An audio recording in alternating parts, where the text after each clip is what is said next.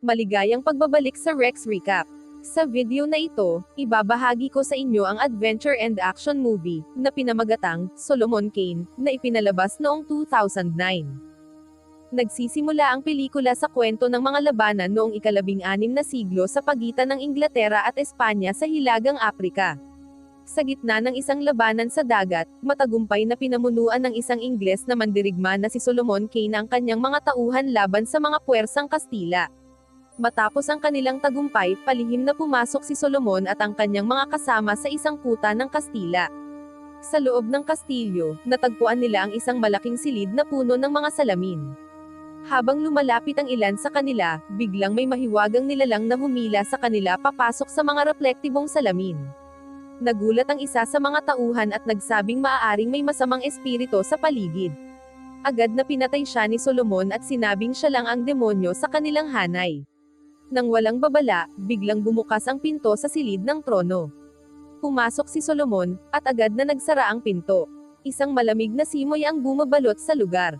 Sa trono, lumitaw ang demonyo at ipinahayag na dumating siya upang kunin ang kaluluwa ni Solomon, dahil tapos na ang kanilang kasunduan. Nalito si Solomon sa tinutukoy na kasunduan, ngunit agad siyang nakaiwas sa atake ng demonyo at tumalon palabas ng bintana ng kastilyo upang makatakas. Hindi siya sinundan ng nilalang, at matagumpay siyang nakaligtas. Makalipas ang isang taon, makikita natin si Solomon sa isang simbahan sa Inglaterra, tahimik na nagdarasal. Siya ay may tato na krus sa kanyang likod bilang depensa laban sa masasamang nilalang. Matagal siyang nanirahan sa simbahan, nagsisisi sa kanyang mga kasalanan, at nangakong hindi na muling papatay.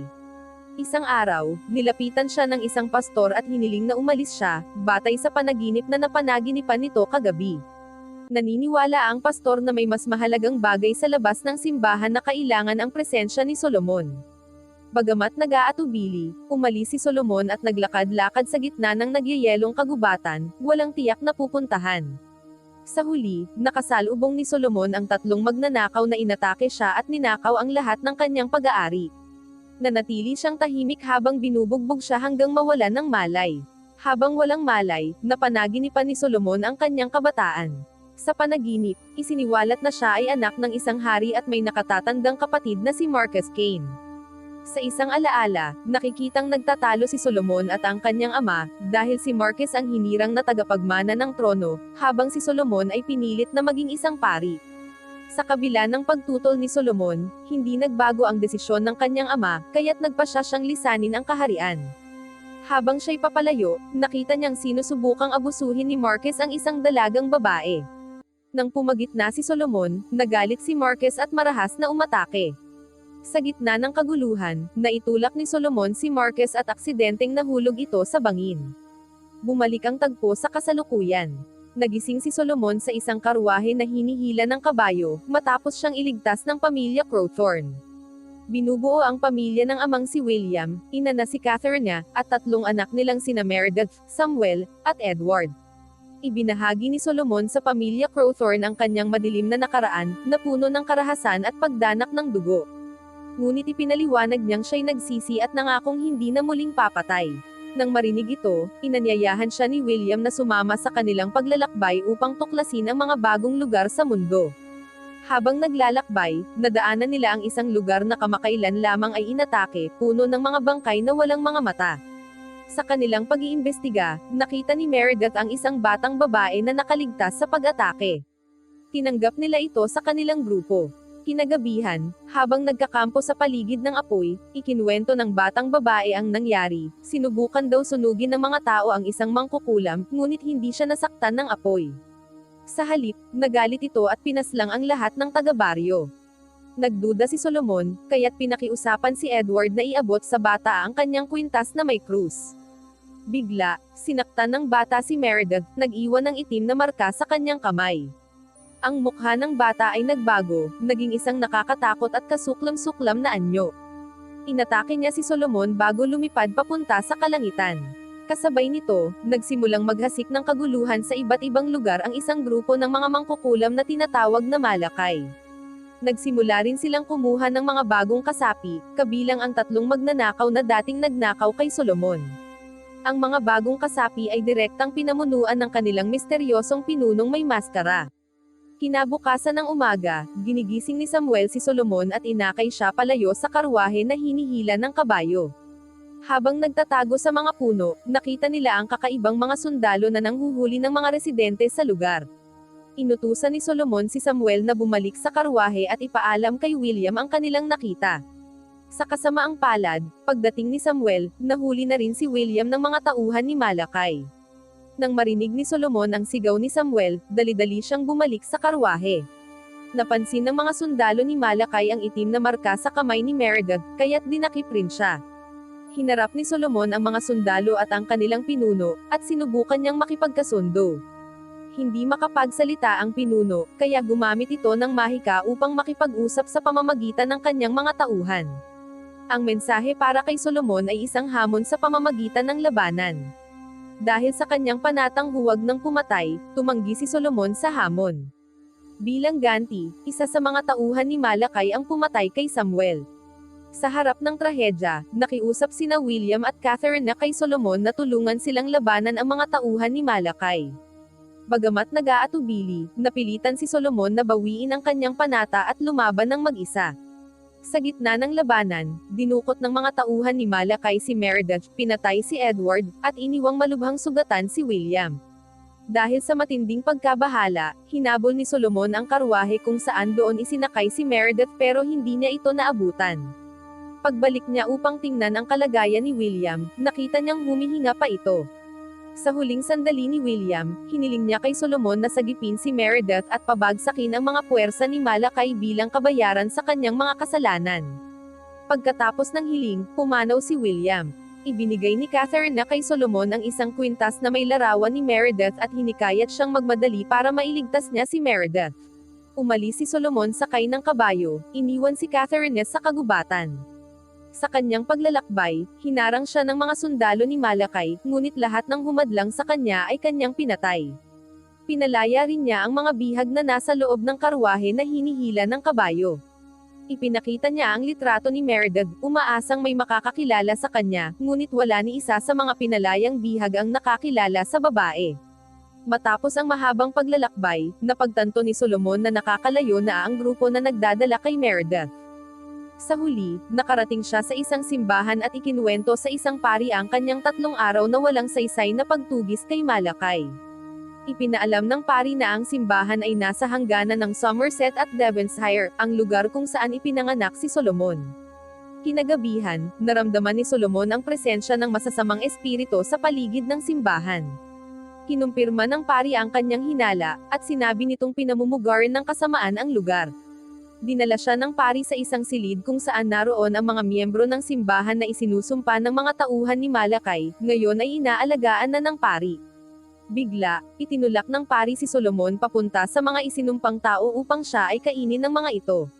Sa kabutihang palad, nagtagumpay si Solomon na labanan sila at nakatakas.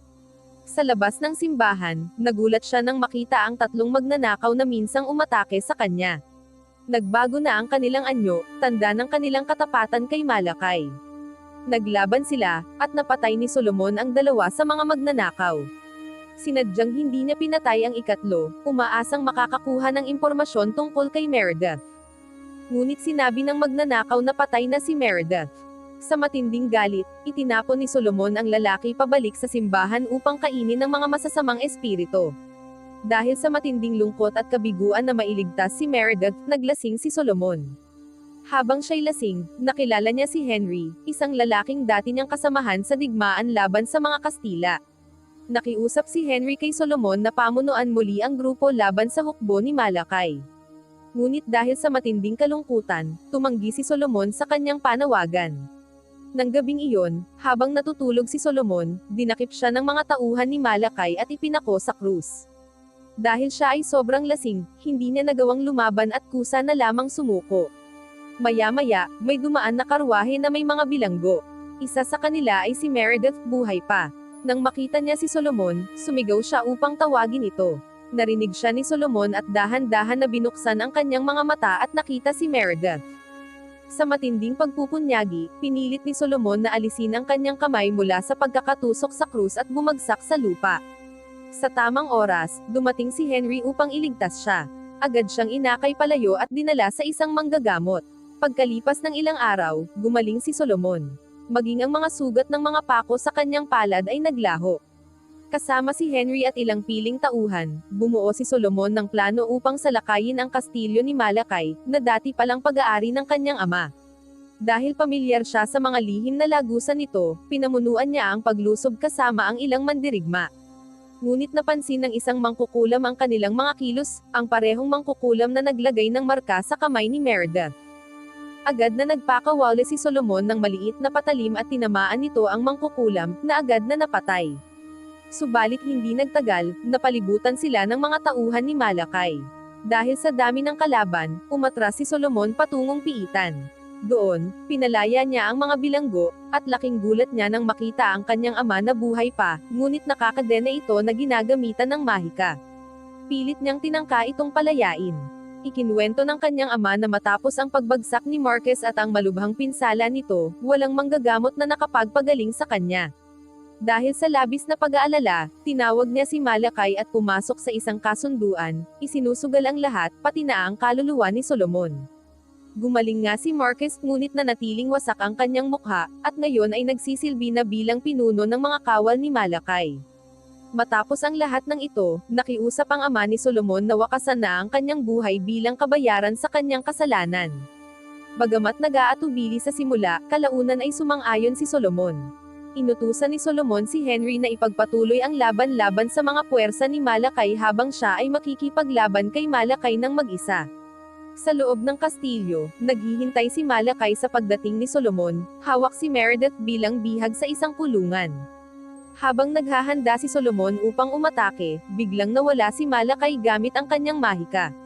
Nakita ni Solomon ang pagkakataon at binuksan ang kulungan upang palayain si Meredith, ngunit tinusok siya ni Marquez sa balikat. Sa kabila ng mga pagtatangka ni Solomon na makipag-usap kay Marquez, ipinagpatuloy pa rin ni Marquez ang pag-atake. Muling lumabas si Malakay, na nagdeklara na ang kaluluwa ni Solomon ay isinusumpa at malapit nang makuha ng isang halimaw na demonyo.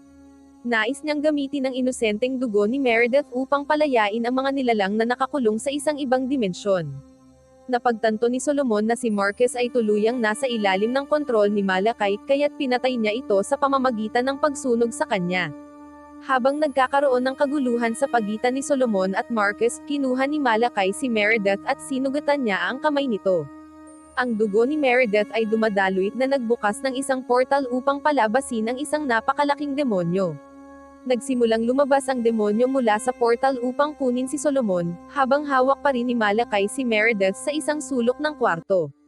Napagtanto ni Solomon na imposibleng talunin ang demonyo, at nagpa siya na sumuko na sa kanyang kapalaran, nagplano na isuko ang kanyang kaluluwa. Subalit, bago pa man kunin ang kanyang kaluluwa, matagumpay na nabaril ni Solomon si Malakay sa ulo, na ikinamatay nito. Sinipsip ng portal ang mga kaluluwa ni Malakay, Solomon, at ng demonyo. Habang nagsasara ang portal, bumagsak ang katawan ni Solomon sa sahig ng kastilyo. Sa pagtatapos ng pelikula, umiiyak na tinatawag ni Meredith si Solomon na nakahiga sa sahig ng kastilyo. Hindi inaasahan, nagising si Solomon nang bumalik ang kanyang kaluluwa sa kanyang katawan.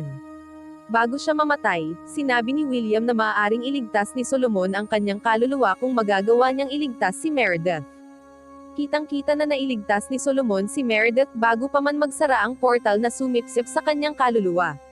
Bago umalis sa kastilyo para sa mga bagong pakikipagsapalaran, tumayo si Solomon sa harap ng mga libingan ng kanyang ama at nakatatandang kapatid. Ibinahagi niya na sumama na si Meredith sa kanyang pamilya, at ang mundo ay pinalaya na mula sa sumpa ng salamangkero at mga demonyo. Wow naman! Doon nagtatapos ang pelikula mga idolo, salamat sa inyong panonood.